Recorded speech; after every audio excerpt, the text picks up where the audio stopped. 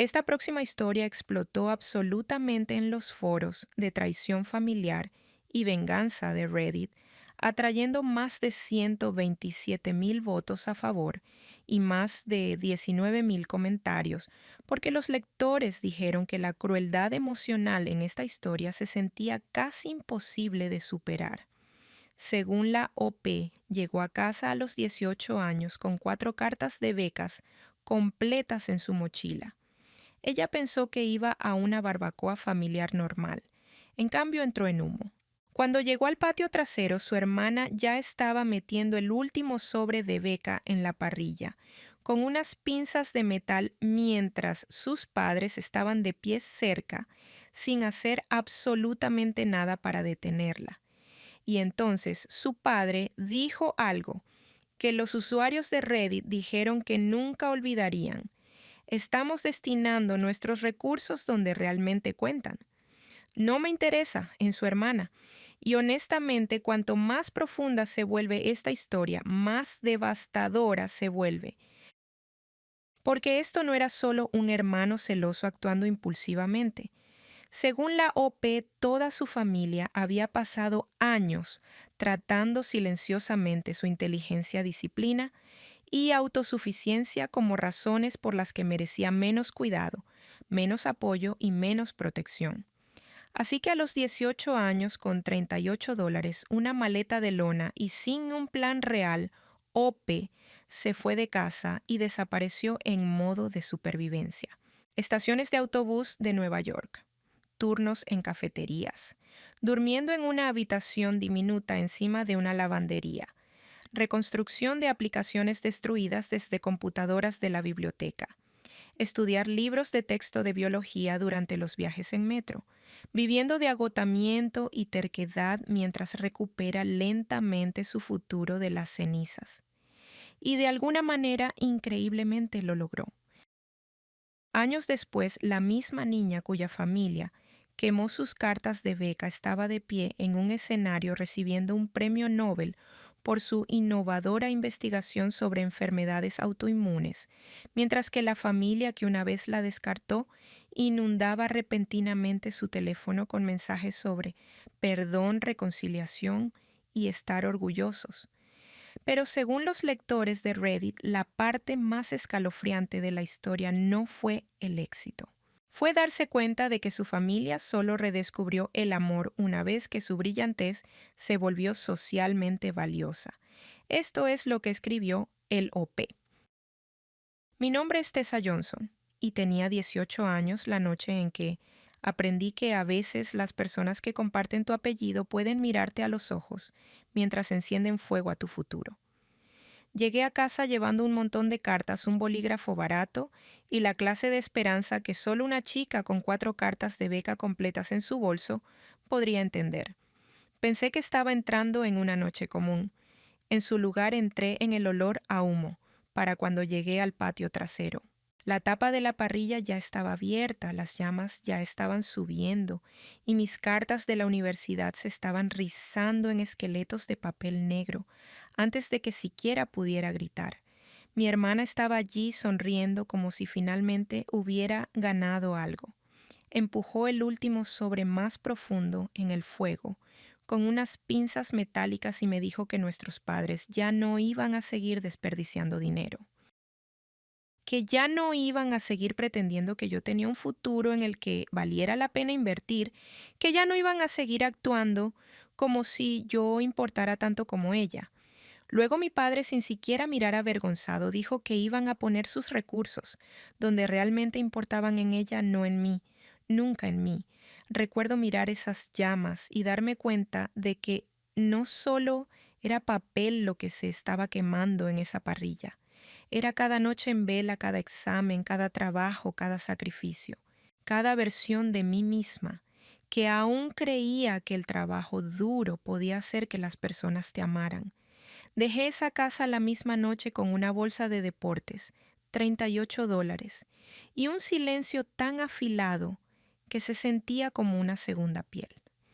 15 años después me encontraba bajo luces blancas sosteniendo un premio Nobel, mientras mi teléfono se iluminaba con 58 llamadas perdidas y 128 mensajes de la familia, que una vez convirtió mi futuro en cenizas.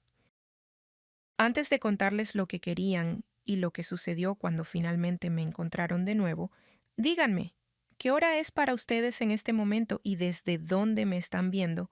Quiero ver hasta dónde viaja esta historia. No me fui con un plan. Me fui porque quedarme una hora más en esa casa habría roto algo dentro de mí que quizás nunca hubiera podido arreglar.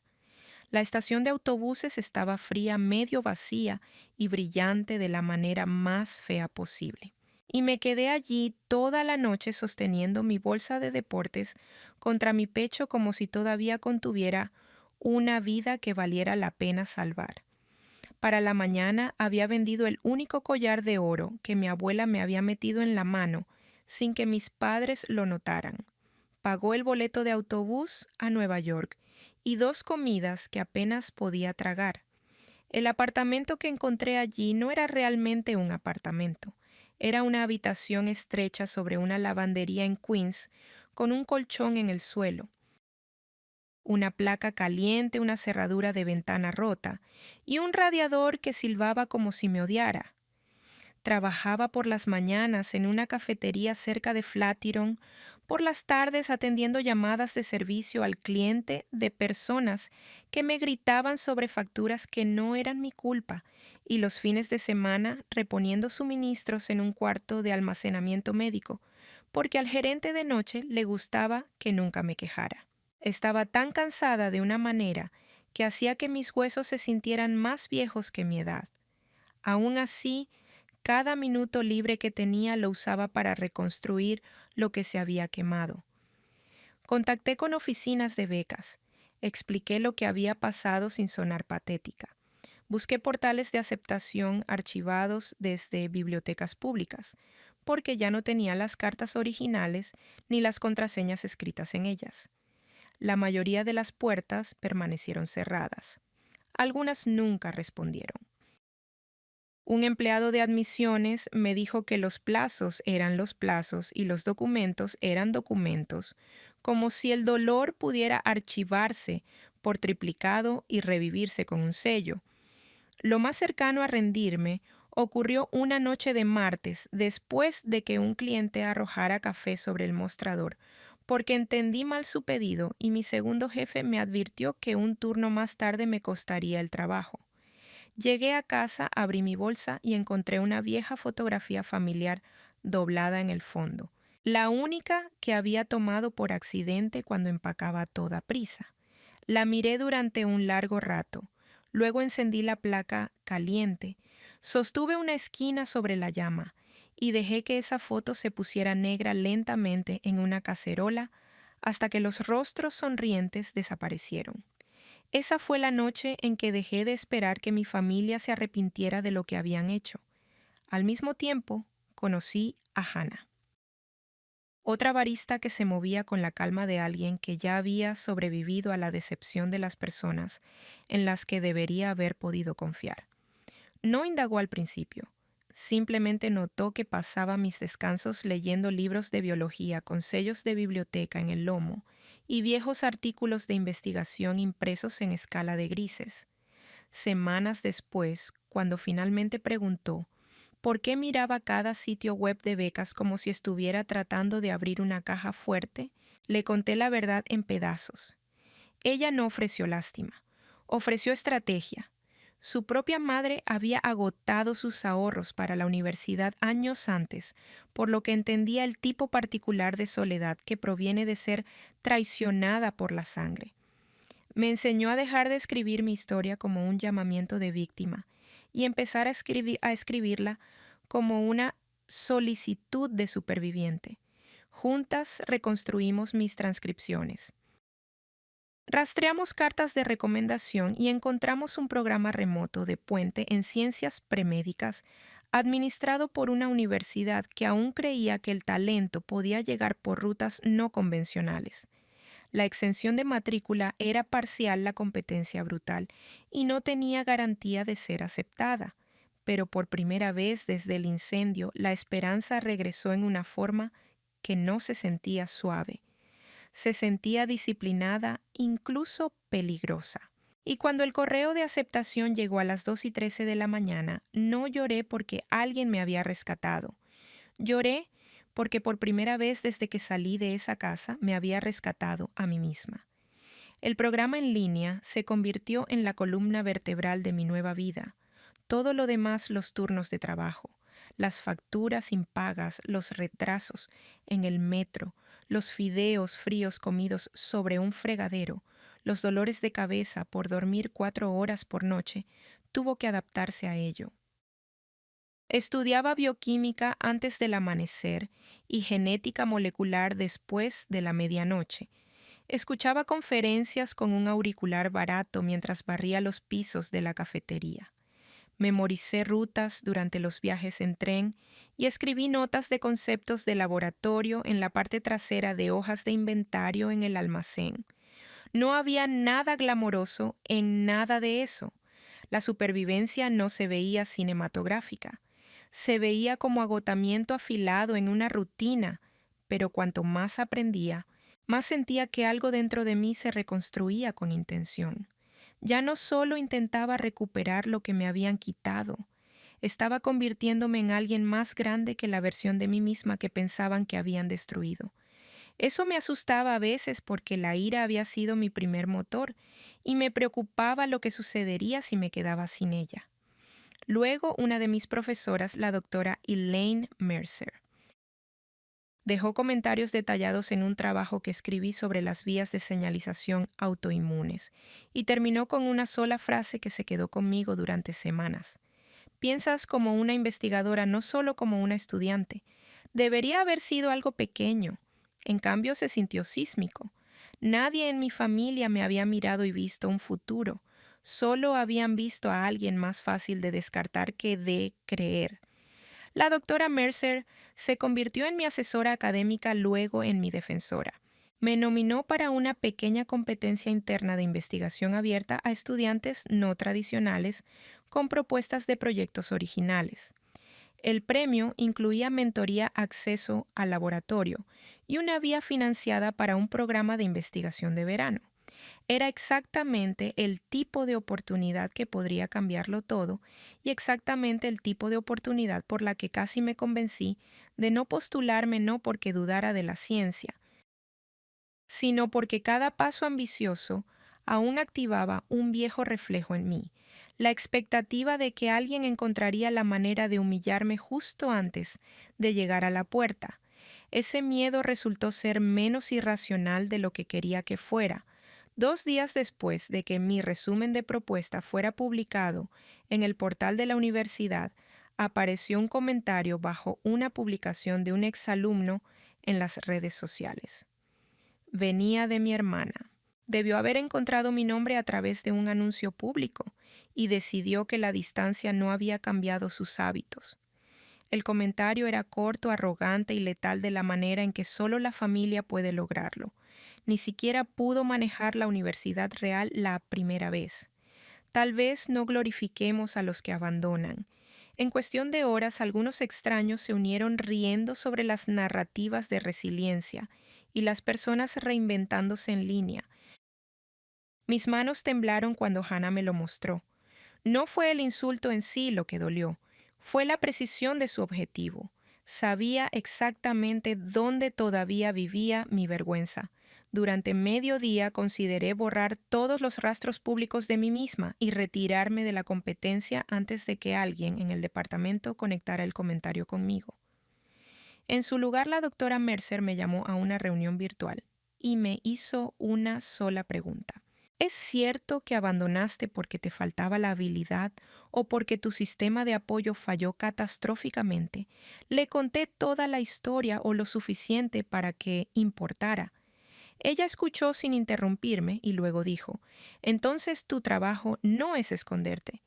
Tu trabajo es hacer que la calidad de tu trabajo sea tan indiscutible que las personas mezquinas se conviertan en notas al pie.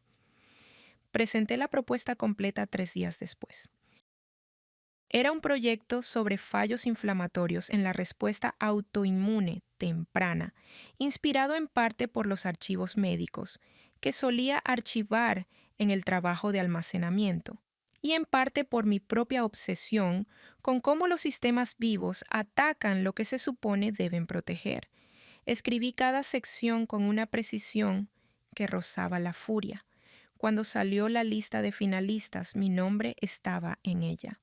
Cuando llegó el día de la presentación en vivo, me senté frente a una laptop prestada en la oficina trasera de la cafetería, usando el único blazer que poseía uno que Hannah había comprado de segunda mano y alterado ella misma en las mangas. Presenté el modelo, los métodos, las limitaciones y las implicaciones sin realizar una confianza que no sentía. Dejé que el trabajo hablara claramente. Y cuando llegó el correo 3 días después, felicidades, te han otorgado la beca de investigación. Me quedé congelada en el callejón detrás de la cafetería mirando la pantalla mientras el tráfico rugía y el vapor subía de las rejillas de las calles, como si la ciudad misma exhalara conmigo. Esa beca hizo más que financiar la investigación. Me movió desde los márgenes a la sala donde se crean los futuros serios. Fue el primer documento oficial con mi nombre desde que esas cartas se quemaron, y esta vez nadie podía tirarlo a la parrilla y llamarlo justicia. Ganar la beca cambió mi dirección, mis rutinas y la escala de mi ambición. Dejé la habitación de lavandería y me mudé a la vivienda para graduados, adjunta al programa de investigación de la universidad, donde las paredes eran simples, los muebles eran grises institucionales, de segunda mano, y la placa de acceso al laboratorio en mi llavero se sentía más valiosa que la joyería.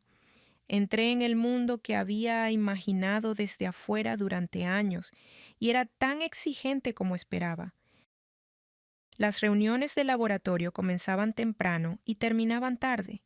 El fracaso se convirtió en un compañero semanal. Los experimentos colapsaban por razones aburridas. Los reactivos caducaban. Las culturas celulares se contaminaban. Los datos se negaban a comportarse. Pero la dificultad ya no me avergonzaba, me aclaraba. Trabajé más duro, publiqué mi primer artículo coescrito y aprendí a hablar en salas donde todos esperaban evidencia más que encanto. En algún momento durante mi segundo año, en la pista de investigación, nuestro departamento se asoció con una fundación de comunicaciones de salud para un evento de networking diseñado para conectar a científicos con estrategas de medios y líderes de organizaciones sin fines de lucro. Así fue como vi a mi hermana de nuevo, no por casualidad, sino por un diseño lo suficientemente cruel como para sentirse personal. Ella había construido una carrera en branding y relaciones públicas después de una serie de emprendimientos fallidos financiados por nuestro padre, y su firma había sido invitada a gestionar campañas de alcance para organizaciones médicas sin fines de lucro. Entró en el lugar con el mismo tipo de superioridad fácil que recordaba del patio trasero solo, que ahora pulida en un gloss profesional. Al principio pensé que podría evitarla, luego vio mi gafete. La sorpresa en su rostro se transformó en diversión tan rápidamente que casi admiré la eficiencia de ello. Se acercó a un círculo de conversación donde yo estaba hablando con un enlace de donantes y un epidemiólogo escuchó el tiempo suficiente para captar contexto y luego comenzó a hablar sobre la autenticidad narrativa en la ciencia, como si fuera dueña del concepto. Mencionó el sacrificio familiar. Insinuó que siempre me había alentado. Habló en esa voz pública suave que hace que las mentiras suenen colaborativas. La dejé hablar durante exactamente 90 segundos. Luego uno de los directores de la organización sin fines de lucro le preguntó cómo nos conocíamos y ella sonrió y dijo: soy la hermana que siempre supo que ella era ambiciosa, incluso cuando nadie más podía ver su potencial. Fue un robo de historia tan pulido que algo en mí se puso frío en lugar de caliente. Sonreí de vuelta y dije: eso es fascinante. Porque la última vez que mi hermana manejó una de mis oportunidades académicas, usó pinzas metálicas. El círculo quedó en silencio. Su expresión no se rompió inmediatamente, pero sus ojos sí. No levanté la voz. No dramaticé. Simplemente añadí que el apoyo familiar puede ser difícil de etiquetar una vez que ha sido usado como líquido inflamable. El enlace de donantes miró de ella a mí con una agudeza que sugería que entendía mucho más de lo que ella quería que entendiera.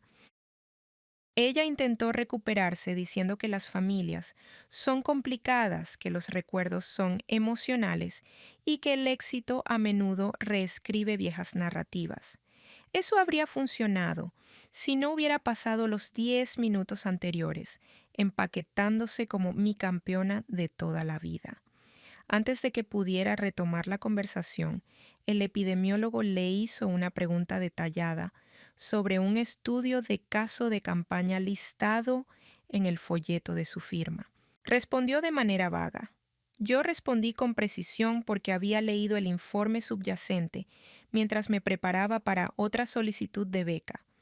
Al final de ese intercambio, la sala ya no la veía como la comunicadora visionaria que intentaba ser. Veían a una mujer fluida en superficies parada junto a alguien fluido en sustancia. Ella dejó el círculo sonriendo demasiado. Y esa misma noche escuché que había sido silenciosamente excluida de una reunión de estrategia de seguimiento con la Junta Ejecutiva de la Fundación. No fue un colapso público dramático. Fue mejor. Fue el comienzo de un patrón. Ella había pasado años confiando en la proximidad, la presentación y el favoritismo familiar para moverse por el mundo. En esa sala, por primera vez, esas herramientas se encontraron con alguien a quien ya no podían dominar. Después del evento, me acorraló cerca del ascensor y susurró que humillarla había sido innecesario. Le dije que no la había humillado.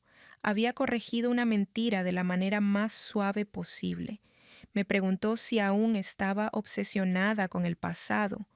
Le dije que no, simplemente ya no estaba dispuesta a dejar que las personas que intentaron borrarme narraran mi vida por conveniencia profesional.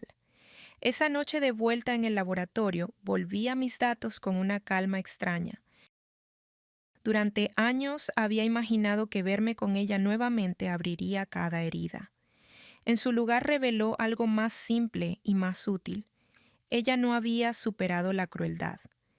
Yo había superado el miedo. Para cuando me invitaron a presentar en una conferencia internacional en Boston, mi trabajo había pasado de ser un proyecto de beca a una línea seria de investigación. Teníamos resultados preliminares que sugerían un nuevo patrón de señalización en la predicción de brotes autoinmunes. No lo suficiente como para reclamar una revolución, pero lo suficiente como para hacer que personas respetadas prestaran atención. Pasé 6 semanas preparando la presentación con el tipo de rigor que roza el ritual. Cada figura fue refinada, cada afirmación fue probada contra los datos 2 veces. Cada transición fue cronometrada. La doctora Mercer me advirtió que el reconocimiento atrae tanto oportunidades como escrutinio, y tenía razón. Una charla en una conferencia no solo presenta tu trabajo, presenta tu credibilidad. La mañana de mi panel, esa credibilidad estuvo a punto de ser secuestrada por mi hermana una vez más. Me enteré porque Hannah, que aún monitoreaba rincones de Internet con la vigilancia de una mujer que no confiaba en ningún algoritmo, me llamó mientras repasaba mis notas finales en el vestíbulo del hotel. Un hilo había aparecido en un grupo de networking profesional vinculado a la conferencia. Alguien que usaba una cuenta de la industria asociada a la firma de mi hermana había insinuado que mi historia de investigación estaba adornada por simpatía y que partes de mi marco se habían inspirado en discusiones familiares mucho antes de que yo entrara al campo. Era ridículo, pero estratégicamente ridículo, lo suficientemente vago como para evitar consecuencias legales, lo suficientemente sugestivo como para plantar dudas. La implicación no era que ella entendiera mi ciencia, era que me estaba presentando como una genio autodidacta mientras escondía algún origen prestado privado. Era una táctica de sabotaje construida para personas que se preocupan más por el aura que por la evidencia. Podría haber pasado la mañana entrando en pánico, defendiéndome, persiguiendo moderadores, explicando mi historia personal a extraños. En su lugar, reenvié las capturas de pantalla al personal de ética de la conferencia y adjunté una declaración concisa con marcas de tiempo, historial de publicaciones, verificación del asesor y un registro del comentario de acoso previo que ella había hecho años antes. Luego, subí a mi habitación y me cambié al traje de presentación. Ese fue el momento en que entendí algo esencial sobre la venganza en la adultez. La respuesta más devastadora es a menudo una documentación impecable. Cuando subí al escenario, sabía que ella estaba en la sala porque los organizadores la habían identificado a partir de los registros de inscripción y le permitieron quedarse solo hasta que concluyeron su revisión. También sabía que ella esperaba que reaccionara a su presencia. Siempre había confundido la interrupción con poder. Comencé mi charla sin reconocerla. Durante 15 minutos no fui más que precisión, evidencia y momentum. Guié a la audiencia a través de los puntos de falla en los modelos predictivos existentes, luego a través de nuestra metodología y luego a través de las implicaciones emergentes para una intervención más temprana en cascadas autoinmunes específicas. Las preguntas agudizaron la sala. El interés aumentó. A mitad de la charla llegué a una diapositiva de transición que había agregado tarde la noche anterior. No contenía acusaciones, ni melodrama, ni nombres. Solo un fondo negro y 4 pequeñas fotografías colocadas en la esquina junto a una sola línea de texto. Algunas formas de destrucción no terminan con una vida. Definen la dirección de ella. Las fotos no eran de mis cartas de beca. Esas se habían ido para siempre. Pero sí de las confirmaciones archivadas del portal, los correos electrónicos de reconstrucción, los registros de reemplazo con marcas de fecha y una nota escaneada que una vez me había escrito a mí misma a los 19. Si queman la prueba, conviértete en la prueba. Dejé que la diapositiva permaneciera durante 3 segundos en silencio antes de pasar a la conclusión. Sin explicación, sin apelación, sin actuación. La sala entendió lo que necesitaba entender. Cuando los aplausos llegaron, no fueron solo de cortesía, fueron sostenidos. Durante la sesión de preguntas y respuestas, 2 investigadores senior preguntaron sobre colaboración. Un representante de la fundación preguntó si había considerado expandir el estudio a un piloto multicentro. Luego, uno de los miembros del personal de ética se acercó al borde del escenario y me informó en voz baja que la queja sobre el falso post se había resuelto. El acceso de mi hermana a la conferencia había sido revocado por conducta profesional indebida y se había enviado una nota a los organizadores afiliados. No la vi irse, pero escuché después que ella discutió. Invocó lazos familiares, insistió en que todo esto era un malentendido y finalmente salió furiosa, pasando por un vestíbulo lleno de personas que acababan de verme ganar el respeto que ella había intentado contaminar. Esa noche varios investigadores me invitaron a cenar. Mi bandeja de entrada se llenó de nuevos contactos. Sin embargo, mi teléfono contenía algo más. El primer mensaje de mi padre en más de una década. Vimos tu presentación. Estamos orgullosos de ti. Llámanos, orgullosos. La palabra me hizo reír en voz alta en la quietud de mi habitación de hotel. Habían ignorado mi hambre, se habían burlado de mis sueños, financiado la arrogancia de mi hermana y se habían quedado junto a una parrilla mientras mi futuro se quemaba. Pero ahora que mi nombre llevaba peso institucional, ahora que las salas aplaudían cuando hablaba, ahora que los periódicos y revistas habían comenzado a notar, habían redescubierto la paternidad. No respondí. Silencié el número. Apagué la lámpara y dormí mejor que en años.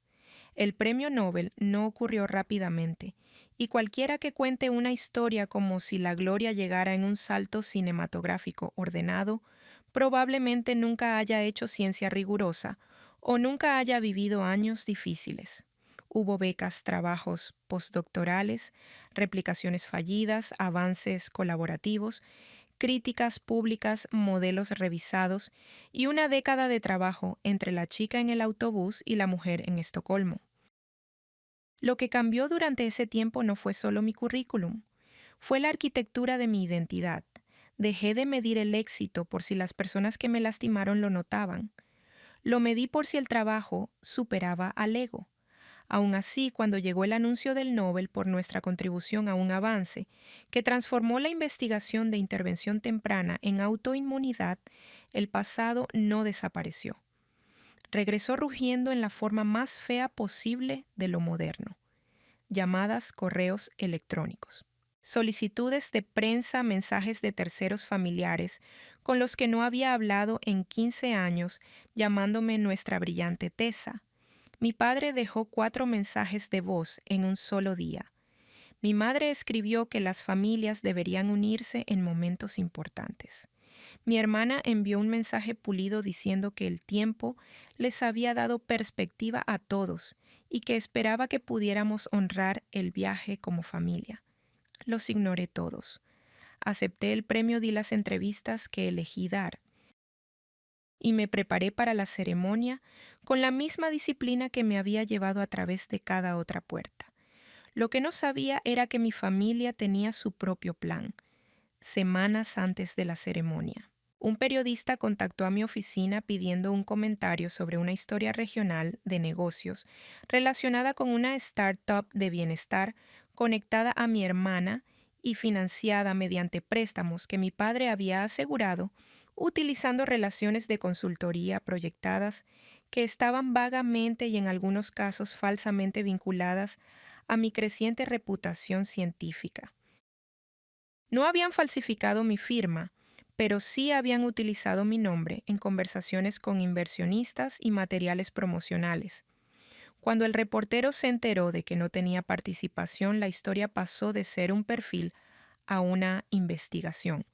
Para cuando llegaron los eventos de la Semana Nobel, la startup estaba bajo escrutinio, 2 inversionistas se habían retirado y las finanzas de la familia comenzaban a quebrarse.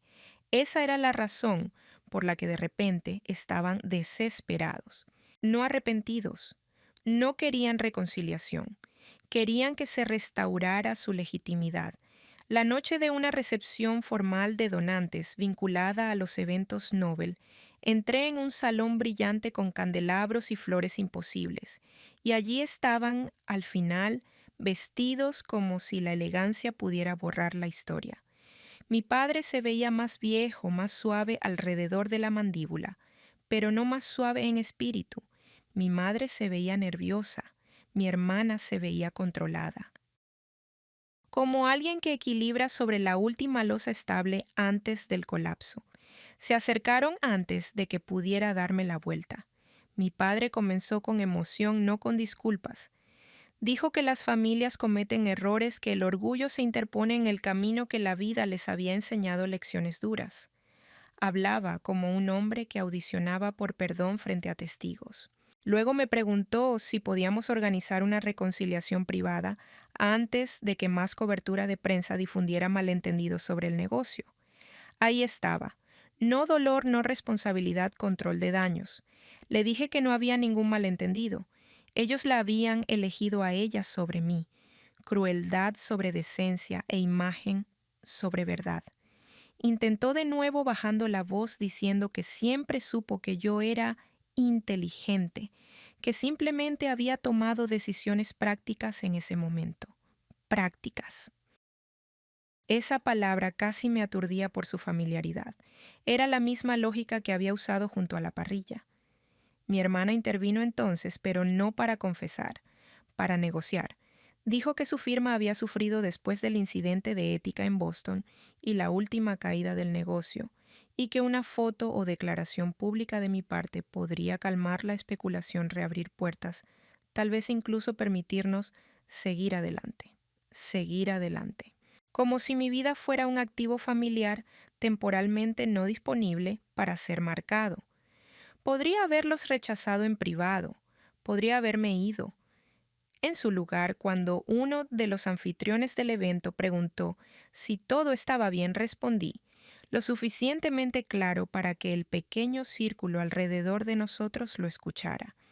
Dije que algunas personas solo descubren el lenguaje del apoyo después de que el éxito se vuelve comercializable. Dije que la familia no se define por quién aparece en las fotografías cuando llegan las cámaras, sino por quién está a tu lado cuando no hay nada que ganar.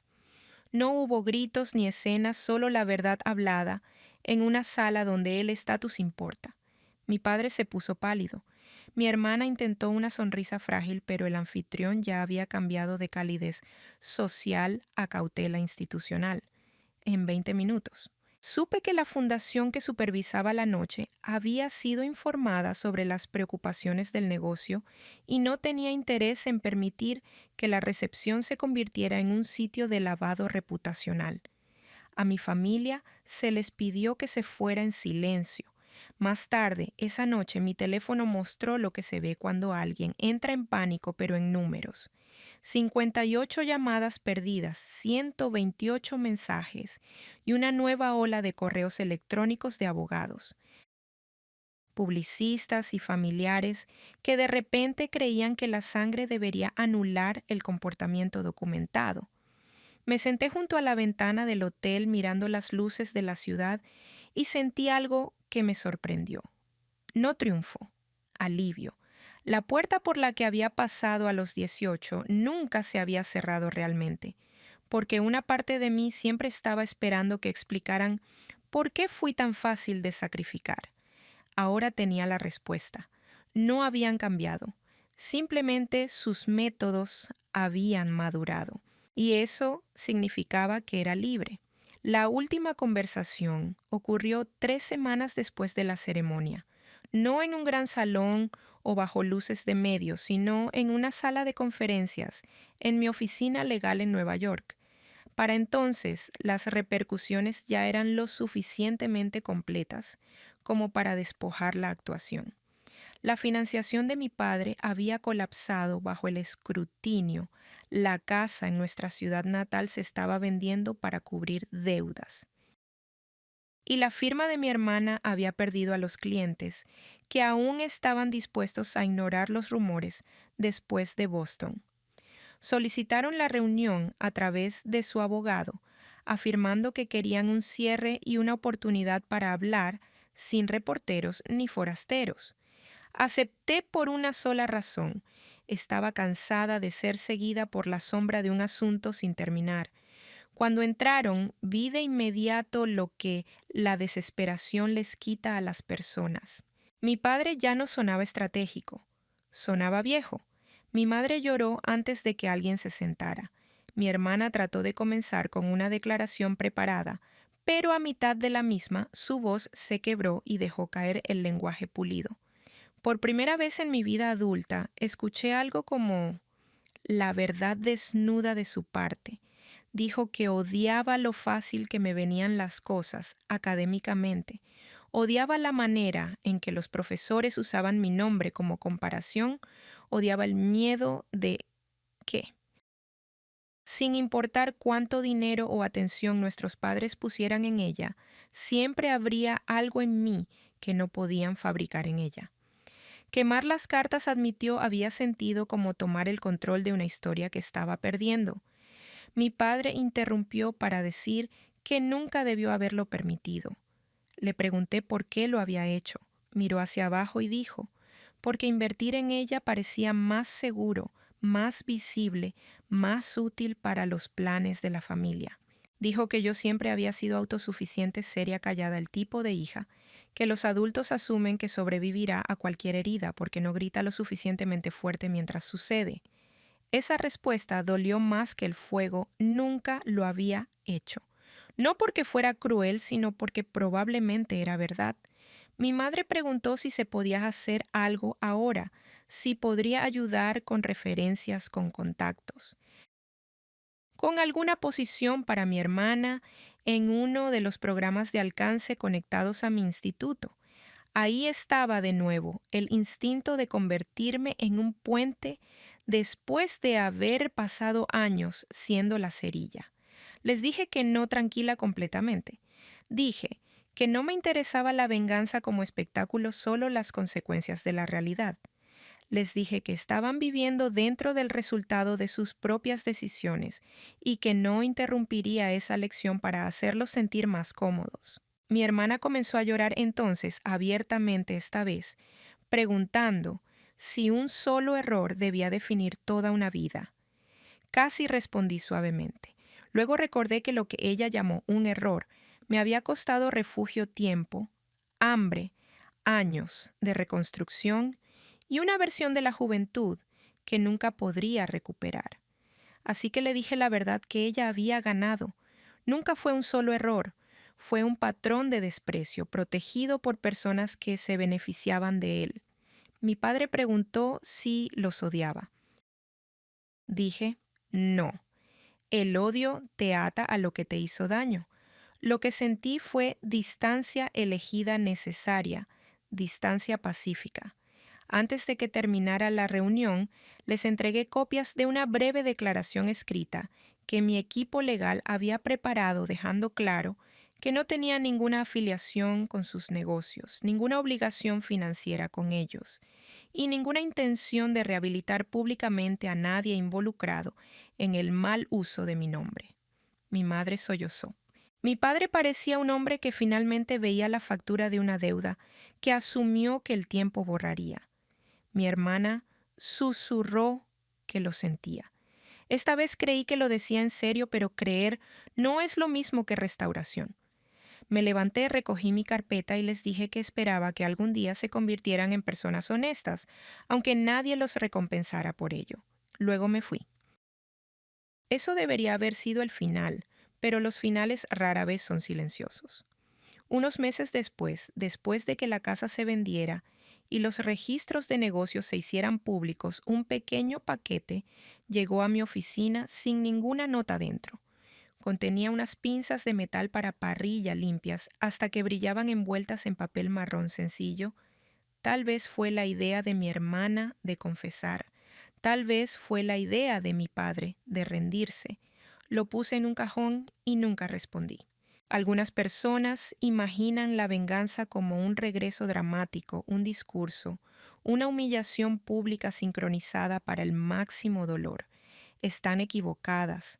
La venganza más profunda a menudo es más simple. Construye una vida tan completa que las personas que intentaron enterrarte tengan que vivir con el conocimiento de que tu ausencia se convirtió en su perdición. Quemaron 4 cartas de beca y pensaron que estaban terminando un futuro. Solo estaban despejando el escenario para uno en el que nunca se les permitirá estar. No necesito que me perdonen por irme. No necesito que admiren lo que construí sin ellos. Y definitivamente no necesito reabrir una puerta por la que sobreviví, cerrándola. Tenía 18 años cuando salí con cenizas en los pulmones y $38 en mi bolso. Tenía 33 cuando me paré bajo luces brillantes sosteniendo uno de los más altos honores que mi campo podía ofrecer. Entre esos años, aprendí la diferencia entre ser elegida y ser digna.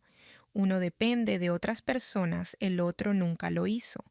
Así que si me estás escuchando ahora desde una habitación donde nadie cree en ti, desde una casa que confunde la crueldad con la jerarquía, desde una familia que sigue pidiéndote que te achiques para que otra persona pueda brillar, recuerda esto. A veces la vida que te salva comienza en el momento en que ya no eres invitado a quedarte. Y si las personas que una vez quemaron tu futuro vienen a llamar cuando el mundo finalmente vea tu luz, deja que llamen. Algunas puertas solo se cierran una vez. En Revenge Megan, nuestro equipo está dedicado a crear historias significativas y atractivas que resuenen con los espectadores. Queremos dejar claro que estas son historias ficticias creadas para compartir lecciones valiosas, mensajes positivos y narraciones educativas con nuestra audiencia. Tessa manejó el dolor con fuerza, paciencia y dignidad, eligiendo construir una vida mejor en lugar de dejar que la traición destruyera su futuro. NTA, completamente, absolutamente, devastadoramente NTA. Honestamente, esta historia duele porque las cartas de Becca nunca fueron solo papel. Eran la prueba de que el futuro de Tessa existía fuera del control de su familia, y su hermana lo entendió inmediatamente. Por eso la quemadura se siente tan aterradora. No fue crueldad aleatoria, fue una destrucción simbólica. Su hermana quería destruir la evidencia de que Tessa podría convertirse en algo innegable. Y el hecho de que los padres estén ahí de pie aprobándolo, silenciosamente de alguna manera lo hace aún peor. Lo que realmente me llama la atención es la explicación del padre años después. Admitió que invirtieron en la hermana porque se sentía más segura, más visible, más útil para los planes de la familia. Esa frase explica toda la dinámica familiar. Tessa era inteligente, disciplinada, independiente, seria, el tipo de niña que los adultos asumen que sobrevivirá a cualquier cosa porque no se derrumba lo suficientemente ruidosamente mientras sucede. Familias como esta a menudo confunden la resistencia silenciosa con la invencibilidad emocional. Y honestamente el detalle más doloroso de toda la historia podría ser que Tessa casi le creyó a su hermana durante el ataque en las redes sociales, años después. Un comentario cruel reabrió instantáneamente viejas vergüenzas porque la familia sabe exactamente dónde están enterradas tus heridas. Pero lo que hace que esta historia sea poderosa es que Tessa finalmente deja de intentar demostrar su valía emocionalmente. Ella lo demuestra estructuralmente, a través del trabajo, a través de la evidencia, a través de la disciplina, a través de la ciencia, a través de la supervivencia. Y para cuando regresa a su familia, no están motivados por el amor, están motivados por la proximidad al prestigio. Su premio Nobel se convirtió en otro activo al que querían tener acceso. Otra oportunidad de marca, otro escudo de reputación. Esa escena de la recepción de donantes fue absolutamente brutal porque Tessa finalmente dice lo que los sobrevivientes eventualmente se dan cuenta. Algunas personas solo descubren el lenguaje del apoyo después de que el éxito se vuelve comercializable. Esa línea es increíble porque captura perfectamente la lealtad familiar performativa. Y honestamente el final con las pinzas de parrilla metálicas podría ser uno de los mejores finales simbólicos que he visto en una de estas historias. Sin nota, sin explicación, solo el objeto que representaba el momento en que su antigua vida se quemó. Excepto que para entonces Tessa ya no necesitaba cerrar el ciclo con las personas que causaron el incendio. 121,4 mil votos a favor. La imagen de tus cartas de beca quemándose mientras tus padres miraban honestamente me dio asco. Respuesta del OP. Creo que parte de mí se fue emocionalmente de la familia antes de que me marchara físicamente esa noche. 103,2 mil votos a favor. Que tu padre admitiera que te descuidaron porque parecías capaz de soportar el dolor es una de las cosas más horribles que he leído. Respuesta del OP. Esa explicación dolió más que el fuego mismo porque explicaba toda mi infancia. 88,9 mil votos a favor. La frase, si queman la prueba, conviértete en la prueba, es increíblemente buena. O P Respuesta. Lo escribí durante un invierno en el que realmente pensé que de todos modos podría fracasar. 74,1 mil votos a favor. Tu hermana no odiaba tus oportunidades. Odiaba que tu éxito no pudiera ser fabricado para ella. O P. Respuesta. Creo que pasó años confundiendo la atención con el valor. 56,8 mil votos a favor. El premio Nobel no fue una venganza. Era evidencia de que la supervivencia puede superar el sabotaje. Respuesta del OPP. Esa es probablemente la descripción más precisa de mi viaje que he escuchado. 39,5 mil votos a favor. El paquete de pinzas para parrilla al final es una de las formas de disculpa más espeluznantes imaginables. Respuesta del OP. Lo puse en un cajón porque no quería que el objeto controlara más el recuerdo. Lo que hace que esta historia sea inolvidable es que en realidad no se trata de éxito académico. Se trata de lo que sucede cuando alguien sobrevive a ser tratado como desechable y se niega a dejar que ese trato defina el resto de su vida. La familia de Tessa creía que la destrucción la mantendría pequeña. Confundieron el sabotaje con el control. Pensaron que quemar papel podría quemar el potencial, pero el potencial es terco. Y honestamente lo más poderoso de esta historia es que Tessa nunca se obsesiona con la venganza. Se obsesiona con construir una vida tan innegable que nadie más pueda narrar su valía nunca más. La frase que más me quedó grabada fue esta: la venganza más profunda suele ser más sencilla. Construye una vida tan completa que las personas que intentaron enterrarte tengan que vivir con el conocimiento de que tu ausencia se convirtió en su perdición. Eso es increíblemente poderoso. Porque al final Tessa no ganó porque su familia sufrió. Ella ganó porque dejó de necesitar su permiso para existir plenamente. Pero quiero saber qué piensan ustedes. Si tu propia familia destruyó las oportunidades que podrían haber cambiado tu futuro, ¿los perdonarías alguna vez después de tener éxito de todos modos? ¿O cerrarías esa puerta permanentemente como hizo Tessa? Avísame en los comentarios de abajo. Y si te gustan las historias sobre traición, resiliencia y personas que se reconstruyen de la nada, asegúrate de darle me gusta, suscribirte y activar las notificaciones, porque estas historias de alguna manera se vuelven más emotivas cada semana.